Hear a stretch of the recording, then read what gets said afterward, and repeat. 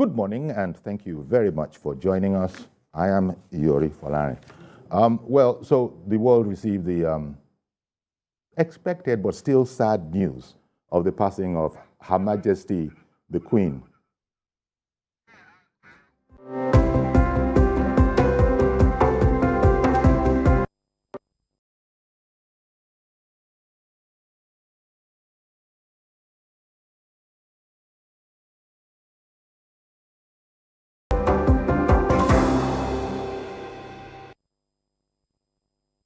Morning, and thank you very much for joining us. I am Yori Folari. So what the global news right now is, it's sad, but then it was expected. After all, the grand old lady was 96. I'm talking about Her Majesty the Queen Elizabeth II of the United Kingdom passed yesterday. And as you know, she's been automatically and invisibly been succeeded by her son, 73-year-old Charles, who is now to be known as King Charles III. So there's a different system. Of course, if it was in Africa, there will be some time, but in the UK, that's not the way it works. It is automatic and it is seamless, it's invisible. So immediate, and a lot of people were a bit confused about that because they're talking about a coronation and that Charles is already being referred to as the king, even though a coronation hasn't taken place. Well, you know, the point is maybe it will come out a bit more by now. It doesn't work like that in the UK. It's automatic and invisible. It just happens. And so he's addressed now as her son, 73. When she came to the throne herself, you've heard it on our other programs that she wasn't really expecting to become the queen. That's not how it was scheduled. But then, following the abdication of her uncle, lines opened that hadn't been opened before. She is the second longest reigning monarch in history. She came to the throne, 25, 26? And she dedicated her life to it. And the royal family in the UK has sort of worked on presenting themselves as the ideal family. That was like their contribution, the ideal, what you could look to, for example, of the utmost impropriety. But that doesn't mean that they weren't hit. The family has been hit, as any modern unit will be, by all sorts of domestic issues, but through it all, it is felt that the Queen has maintained her poise, her dignity, and her contact, her very, very strong contact with the British people, not to talk of the Commonwealth, of which she was the head for such a long time. In fact, I don't know if I should be using the past tense. In the Commonwealth, she still has a significant role to play in it.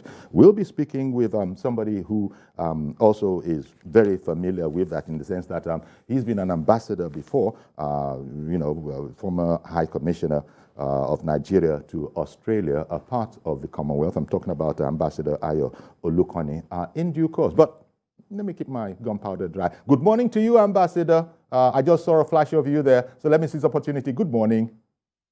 Yeah, good morning, Uncle Yori. It's nice to be here, and thank you for the invitation to join you in this conversation. Indeed. Thank you very much, sir, for making the time for us, and we appreciate that you had to get up a bit early because you're calling us. We're receiving you from LA, and so you're in the wee hours of the night, so we really appreciate that you've taken that effort for us. Now, as I was saying, we have a package. Let's put together a package that's prepared by TVC News that went out before as sort of a backdrop for us to come and talk about this grand old lady that has passed on.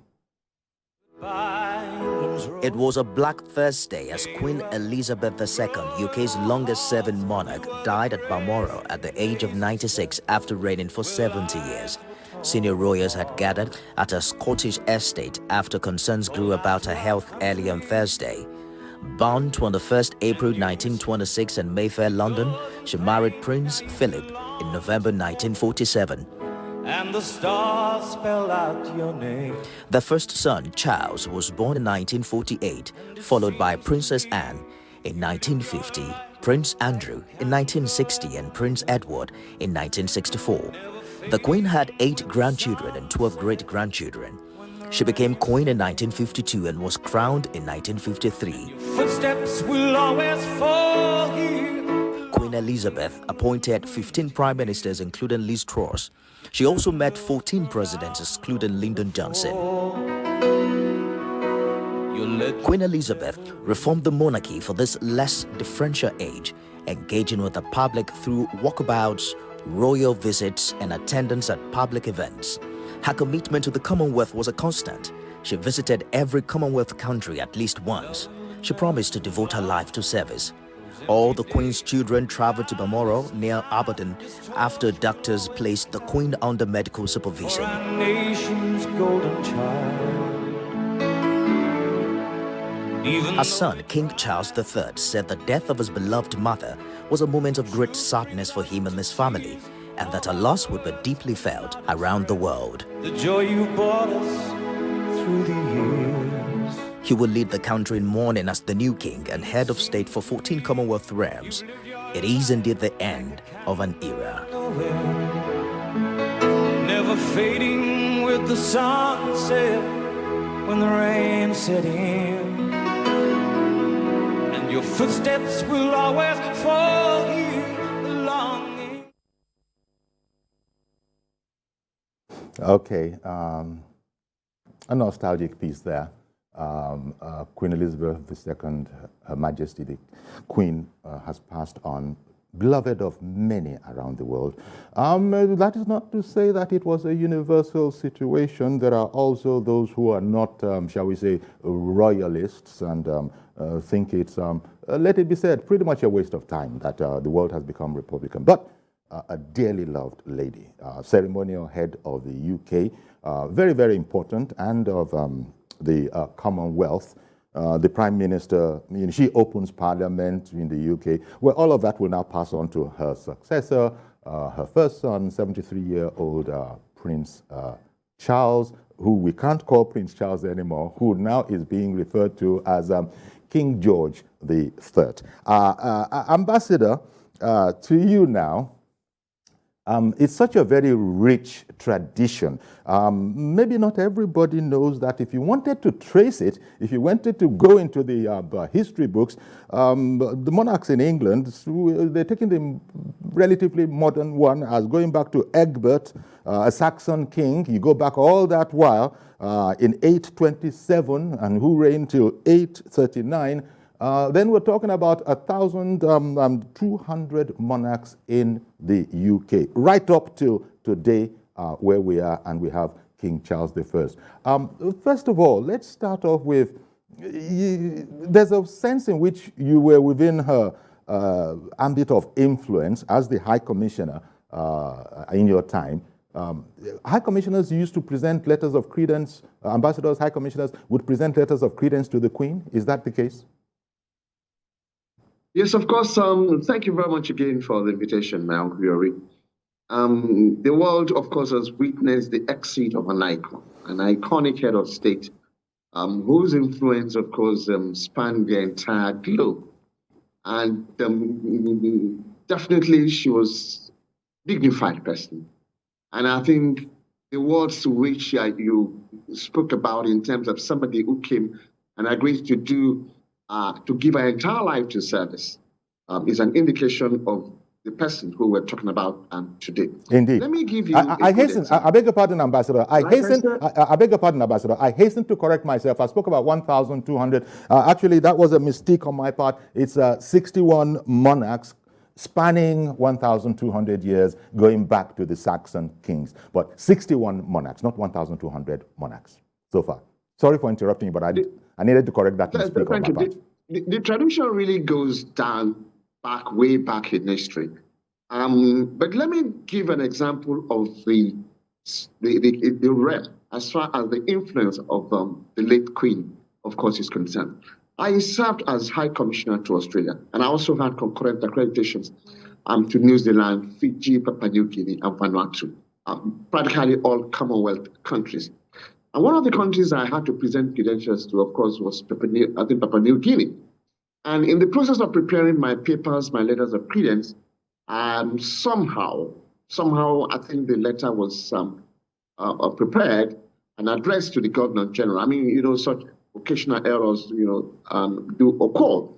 And so my colleague, who happens to be the High Commissioner of Papua New Guinea, to Papua New Guinea in Australia, we were both in Canberra, called my attention and said, look, listen, the Queen is our head of state. And we don't present letters to the Governor General. And please, you have to go and reprint your letter. And of course, it has a particular way it has to be presented. The Queen and Iran, the Commonwealth, long diplomatic words. The long and short of what I'm saying is that far away in the Pacific region, here was a country that considered the Queen as the head of state. And then all papers, everything about presentation of credentials must be according to the tradition. And long story short, my letters of credence had to be re-prepared, and then it was only then that it was accepted, and as of course also presented to the Queen. This is an indication when you're talking about the question of the areas of influence, the realm, as far as the Queen itself is concerned. It used to be said that indeed the Commonwealth, the British Empire, was such that the sun never set on it. Yes. That means that the Queen, in her 70-year reign, of course, sat over, and you can say practically the entire world. I mean, this is just to say it briefly. This is the kind of influence the Queen wielded. As a personality, as a statesperson of the state, well, we will have statesmen, you can say this is a stateswoman of iconic status. Definitely, not only the fact that Britain has lost, the Great Britain has lost its head of state, the Queen, we can in a way say that, of course, also the world has lost a head of state, which, of course, we've not had we can say almost about a century. Indeed. This is what the entire international community is dealing with at this particular period. But, like they said, the king is dead, long live the king. Or if we say the Queen is dead, now we can say long live the king. Indeed. That means that they should pass on. And of course, we are entering a new era altogether. Indeed. As we go along, also, of course, we can also look at influence in the area of in the Commonwealth as well. But certainly, the world has lost an iconic statesperson. Indeed. And well, as we were saying, she came to the throne very young. She was in her mid-20s when she came, and she didn't have a mentor before her. That is not the same situation with the present King of England. Yes, a coronation ceremony is yet to be performed, but he already is King George III. He has been mentored by his mother, right from birth. It was known that at some point he was going to take over the onerous duties of the monarch of the United Kingdom. So I wonder, do you expect, having served the tutelage under his mother and have observed and has taken part in a lot of those duties as part of the royal family, do you expect a significant difference now in the time of King Charles III, who ascends to the throne at the age of 73? Well, I think the King Charles has come along. We prepared for this particular role. But don't let us forget, of course, he's been through a very traumatic period, a broken marriage, and of course, the crisis within the royal family itself. In aviation circuit, you talk about flying into a cat. A cat is a clear air turbulence. The royal family, of course, has been through the turbulence over a particular period. And with King Charles, of course, also King Charles also being part and parcel of it. I mean, we all know it's the marriage to Diana, what exactly happened, divorce. Which was never seen before, and then getting married to Camilla, as well, who is now going to be the Queen consort. Yes. All of this have been there. So the new king has had his own demons all along. And there was even also speculations that, look, listen, I think we should just skip it and let's have somebody who is a little bit clean. to step into this particular role. Indeed. But like they said, a lot of water has passed under the bridge. Indeed. Here we are. We have a new personality in terms of the king himself, and we'll see how it goes. But I think he's been prepared for this particular role. Perhaps one way or the other, his own subject will forgive him. Okay, let all those who do not have any sin raise up their hands. Let's live with it. Indeed. But I think it's been very prepared. I think it's been prepared for this role. Indeed. And if you see that a lot of times she even had to represent the mother in several places. I remember that indeed, even some of the Chogom's meeting, one way or the other, he comes into play one role or the other. So he's very much familiar with it. And he's also carved a niche for himself in a few areas. And one of the areas which I'm very much familiar with, which I've also had cause to, of course, interact with him one way or the other, is in the area of the environment. That's right. Environmental issues, climate change, and the various thematic areas of the environment. He is very, very much passionate about the works of the WWF, the World Wildlife Fund, and then, of course, the question of charities. And I think I remember that he had even visited Nigeria on a few occasions in connection with one charity program, education, and other things like that. Mm-hmm. So he is well prepared as far as this is concerned.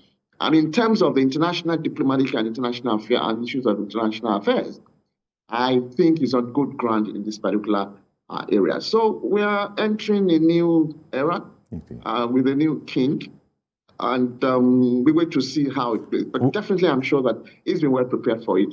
And of course, with the new areas, he's choosing a very important area as far as the environment itself is concerned. And I think I will not be surprised if he's going to play a key role. I will sincerely look forward to what can be done. You're very right, Ambassador. I fully expect that King Charles will continue this passion of his for the environment.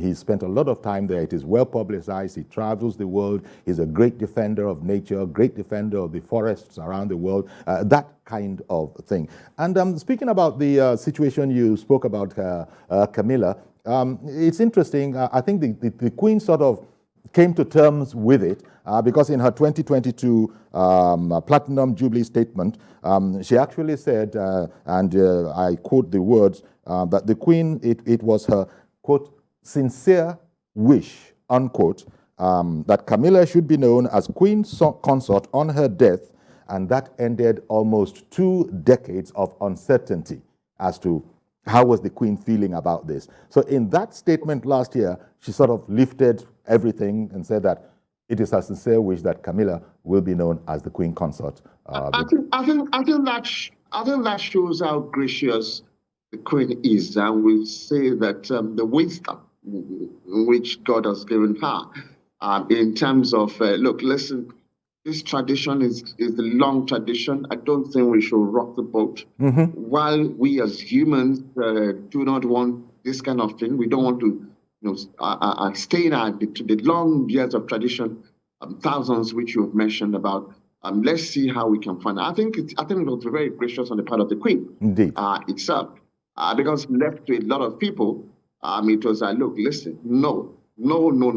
This should not happen. Exactly. And I think it's a reflection of how diplomatic she also is in terms of what she's been through and her ability to be able to apply some element of diplomacy into every situation which she finds herself over the years. 70 years, I think she's acquired a lot of experience. Indeed. And that was what we saw reflected in that particular statement which you made mention of. Mm-hmm. And, the grand old lady, as I said earlier, the royal family in the UK has modeled themselves, at least tried to model themselves along the lines of an ideal family that still needs to be humble, needs to be in touch. I was listening to the royal correspondent of the BBC yesterday, and he was saying that the Queen never failed to be humbled by the adoration that her people gave her. She never took it for granted, and that's why she made the statement, I think,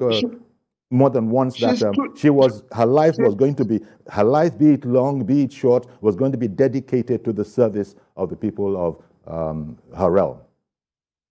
She's truly adored. She's truly adored. I remember, like I was making reference to Chogom 2011 Perth.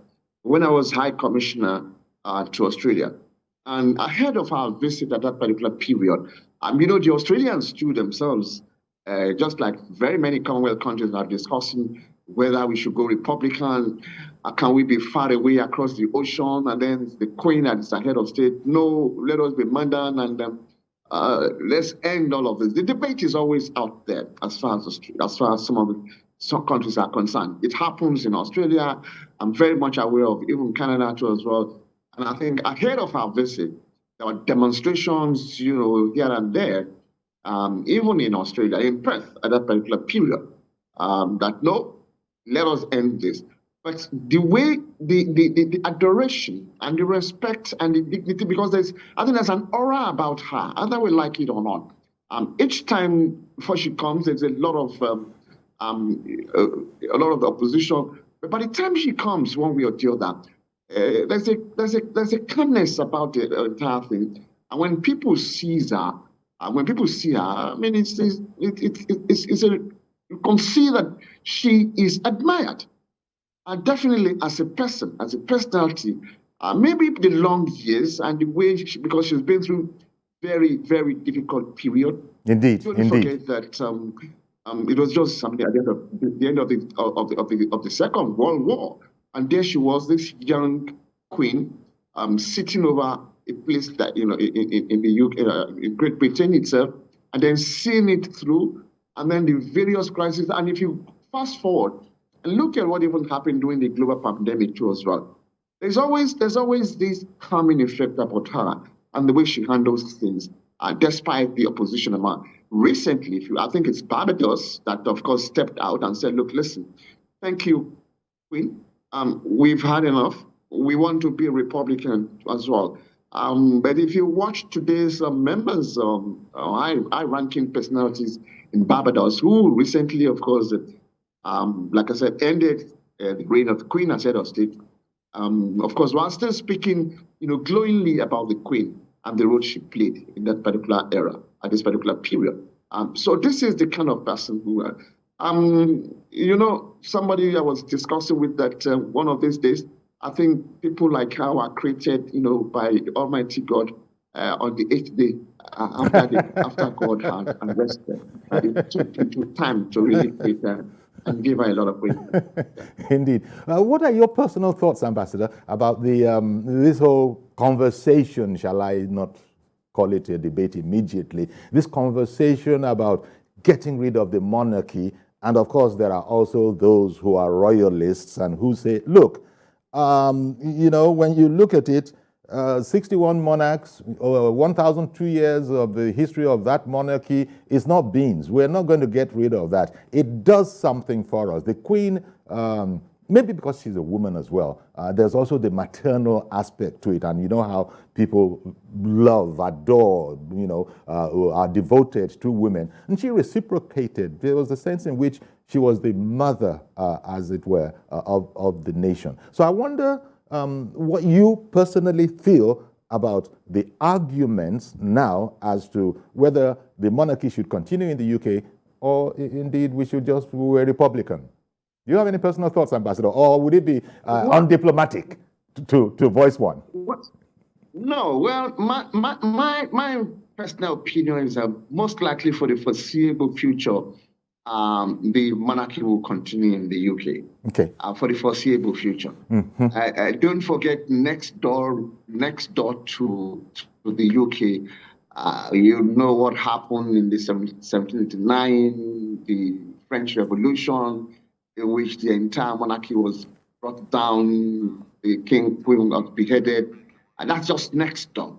The question you ask is, why and how did Great Britain, escape that ordinary revolution? There must be something about it, because in terms of the question of, bringing about stability, the whole question of as the human race, as the people, each country, there is always the question and issues of having somebody, a symbol, in which that can serve as a rallying point. This is one of the key issues. If you come back home to our own situation, I mean, look at the whole question of our traditional rulers. I know, there used to be House of Chiefs in those days, and I think it was scrapped because it was seen that, look, listen, as far as the Declaration of Human Rights is concerned, every person has the right to rule. And then, of course, it was scrapped. But somehow, our respective traditional rulers still remains a reference point for us. Indeed. They're respected, they are anchors in the midst of difficult period. Now we're talking about the whole question and crisis of security in our country, and people are saying, look, listen, I think we should bring in our traditional rulers to see how they can be of help in terms of stabilizing and also ensuring security. All right, Ambassador. One second, please. This is the experience. Okay. One second, Ambassador. We will have to take a quick break now, but please stay with us because when we come back, we'll continue with this conversation on the passing of Her Majesty Queen Elizabeth II of the UK, and who has now been succeeded immediately, without any ceremony, by her son, King Charles III. Stay with us, please.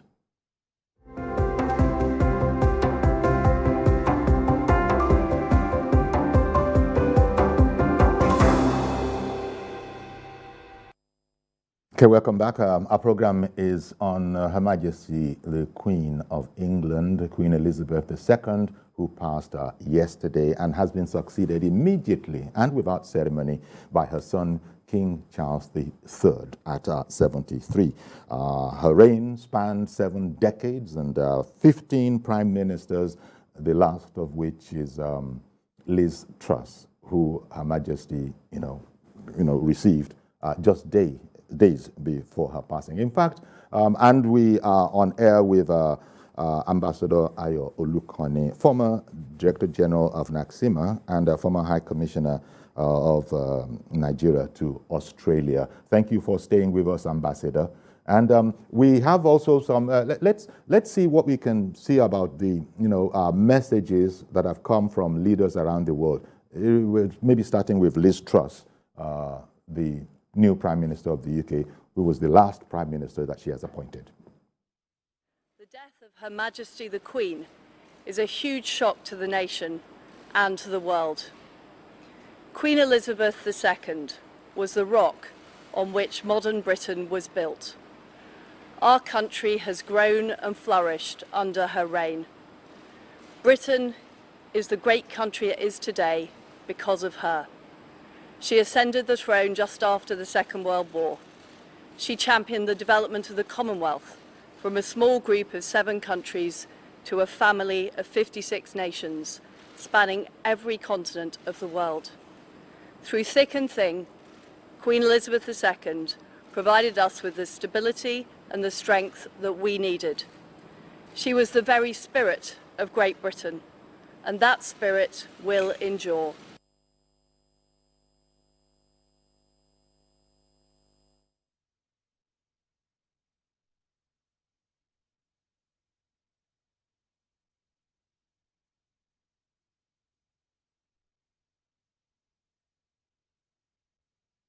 Okay, then, following Liz Truss, a few pictures of other world leaders that have also, offered their condolences to the royal family on the passing of the great monarch, Queen Elizabeth II, succeeded immediately by her son, King Charles III, popularly known all over the world as Prince Charles, but he's now taking he's kept the name and has added 3 numerals to it.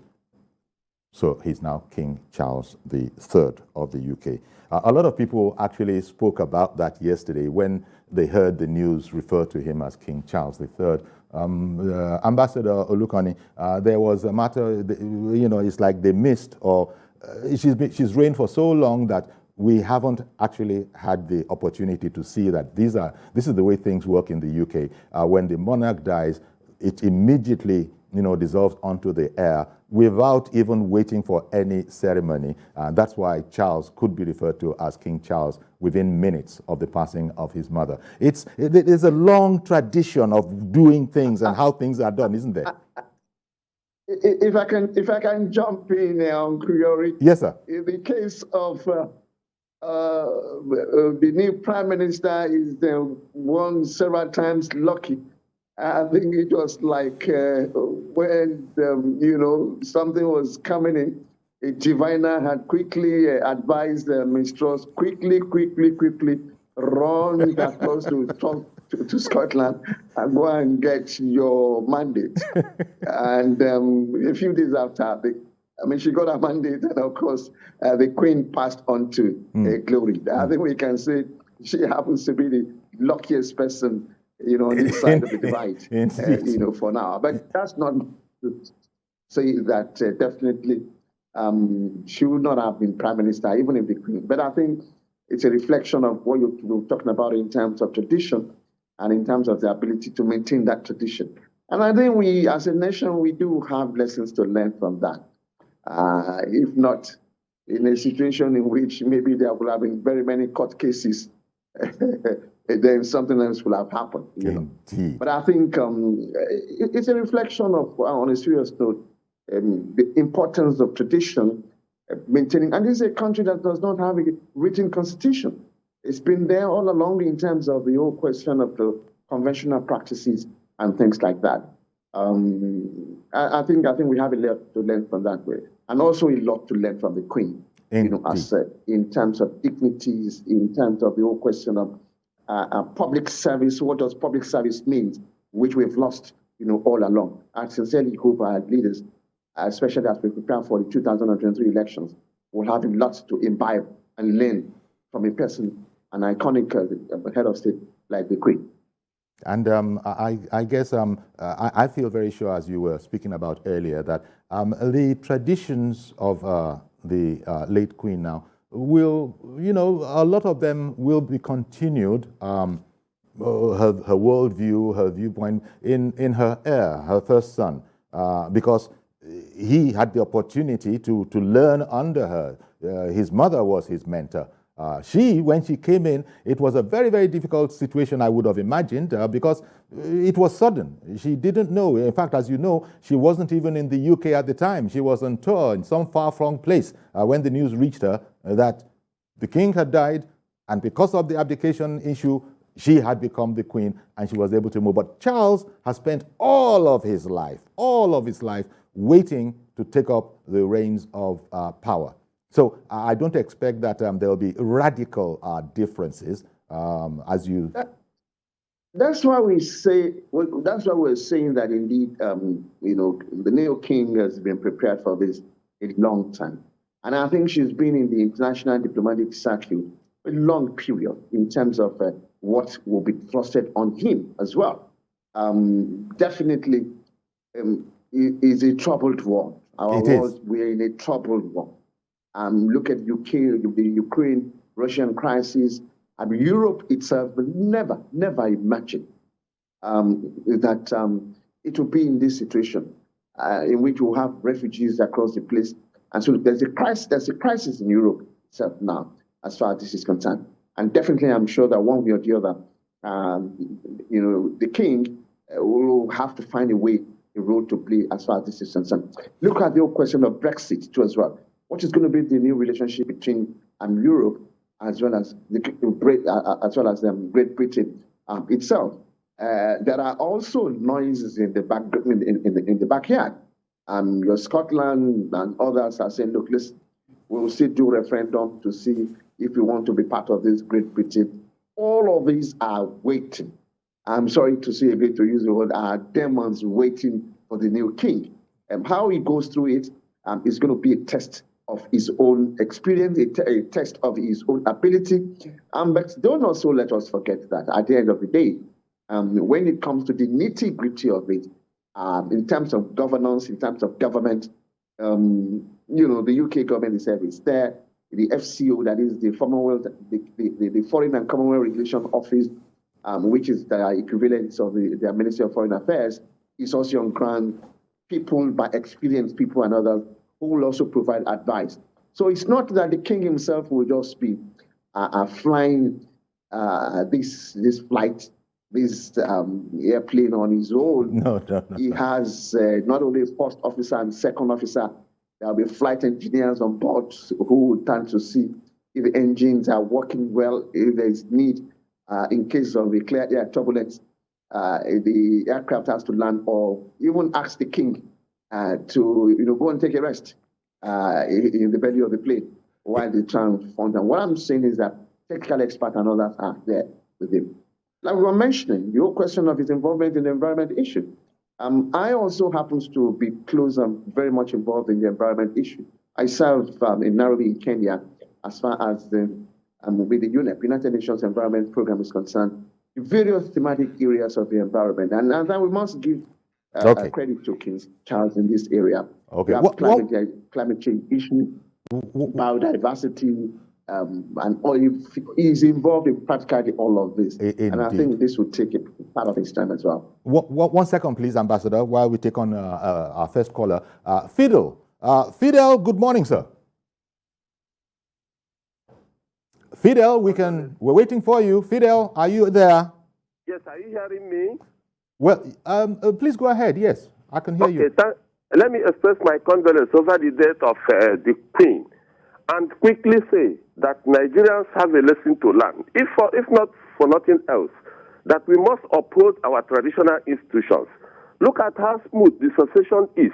No litigations, nobody is complaining, and there is apparently an indication that the traditional institution, if given constitutional role, can also lead the nations, lead the states, and so on. Minimize this issue of everybody going for elections and if subsequent victories and so on.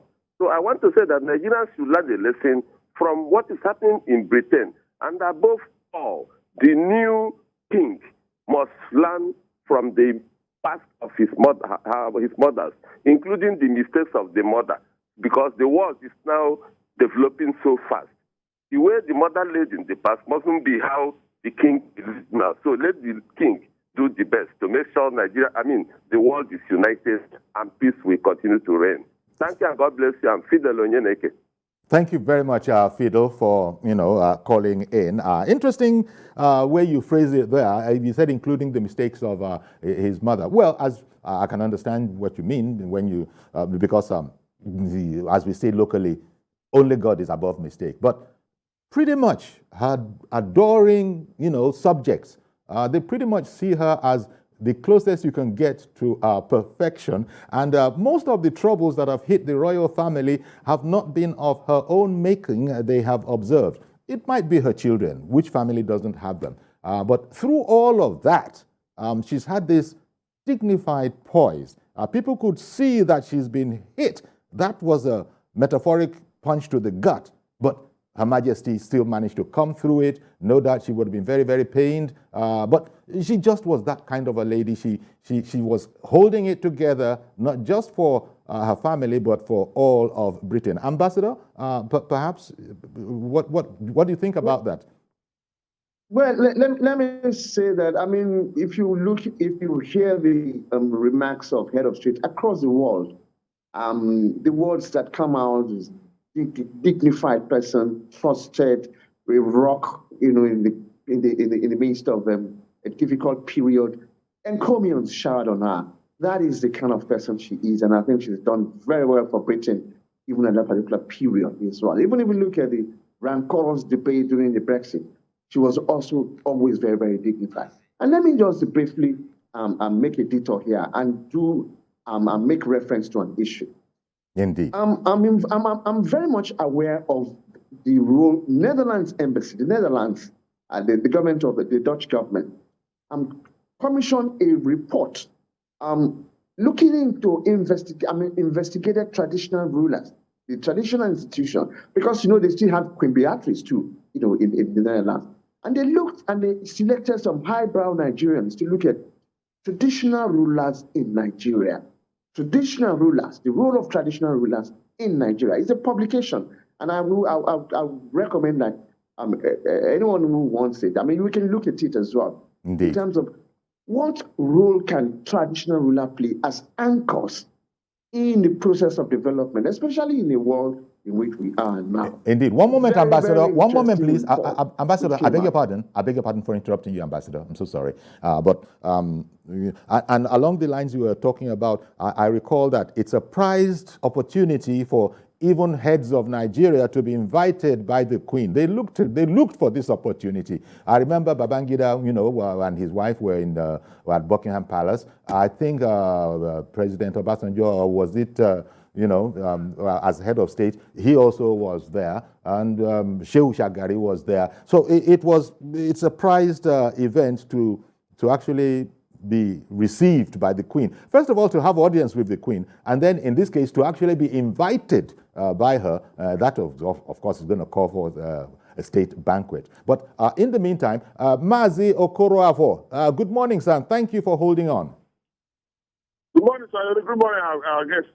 Well, the Crawford family, Blue family, and this morning program family, we send our heartfelt sympathy to UK and the whole world over the demise of the Queen. Well, there are lessons we have to learn.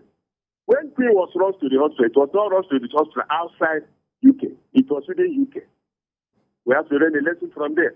And we Nigerians or the Africans, there are things we have to do that successor is not what is done to political arena.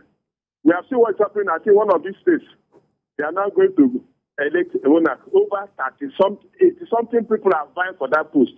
This one doesn't take us. That is why there must be a traditional constitution that will specify things that to be done if the person on the throne is no longer there.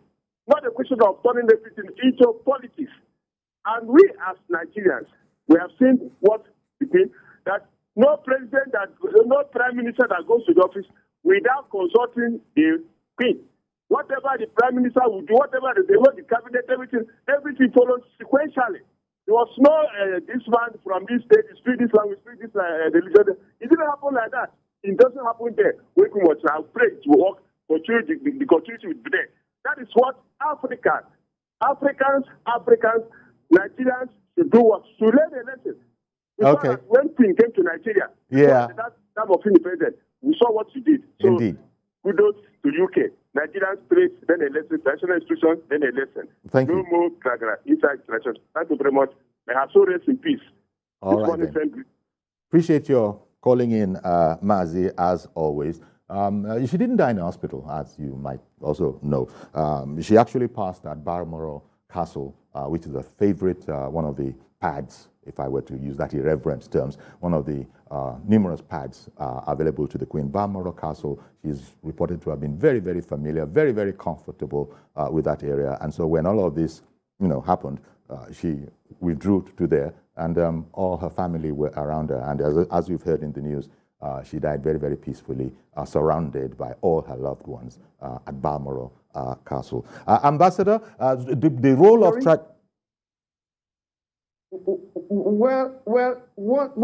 One issue which I think before the program ends, I want us to look at also is this. Sure. Go ahead, please. There's a question and issue now that, look, I was talking about the whole question of traditional rulers. Yes. And I made reference to the study which was conducted by the Dutch government through the embassy, traditional rulers in Nigeria. And I think it's a very, very useful document in terms of what are the findings and the role.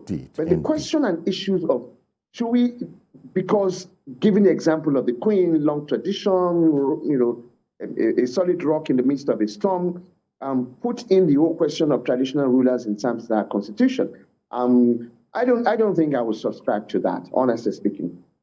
We can't find a role for them, definitely, in terms of what that can role. And don't forget the traditional institutions in Nigeria, too, as well. Is also subject of so many controversies here and there.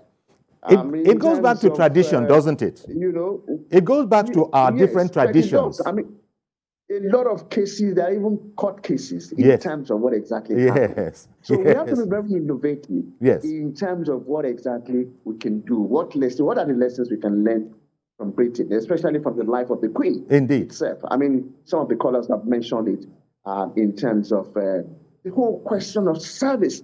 Yes. When the Queen started, that was where she started from. That she's going to give her life, it's going to be a life of public service, period. Be it short, be it long. That's a very, be it short, be it long, were her words. Be it short, be it long, she would dedicate it to the service of her people. At the end of the day. And I'm sure that sometimes, even gentle as it is, I won't be surprised if there are times when she locks the door and then the Queen will now look at the politician and themselves in the face. No, you can't do this. Exactly. And bang the table. Okay, we've got to leave it there, Ambassador. And they can come out Ambassador, with we've run out of time, but I thank you immensely.